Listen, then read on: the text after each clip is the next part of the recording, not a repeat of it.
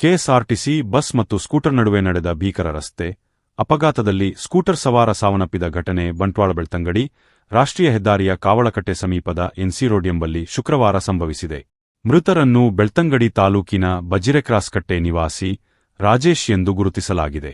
ಧರ್ಮಸ್ಥಳ ಕಡೆಯಿಂದ ಬರುತ್ತಿದ್ದ KSRTC bus ಹಾಗೂ ವಗ್ಗ ಕಡೆಯಿಂದ ಬೆಳ್ತಂಗಡಿ ತೆರಳುತ್ತಿದ್ದ ಸ್ಕೂಟರ್ಗೆ ವಿಕ್ಕಿಯಾಗಿದೆ. ಇದರಿಂದ ಗಂಭೀರವಾಗಿ ಗಾಯಗೊಂಡಿದ್ದ ಸ್ಕೂಟರ್ ಸವಾರ ರಾಜೇಶ್ ಅವರನ್ನು ತಕ್ಷಣ ಆಂಬ್ಯುಲೆನ್ಸ್ ವಾಹನದಲ್ಲಿ ಆಸ್ಪತ್ರೆಗೆ ಸಾಗಿಸಲಾಯಿತಾದರೂ ದಾರಿ ಮಧ್ಯೆ ಮೃತಪಟ್ಟಿರುವುದಾಗಿ ಪೊಲೀಸ್ ಇಲಾಖೆ ಮಾಹಿತಿ ನೀಡಿದೆ. ಪುಂಜಾಲಕಟ್ಟೆ ಪೊಲೀಸ್ ಠಾಣೆಯಲ್ಲಿ ಪ್ರಕರಣ ದಾಖಲಾಗಿದೆ.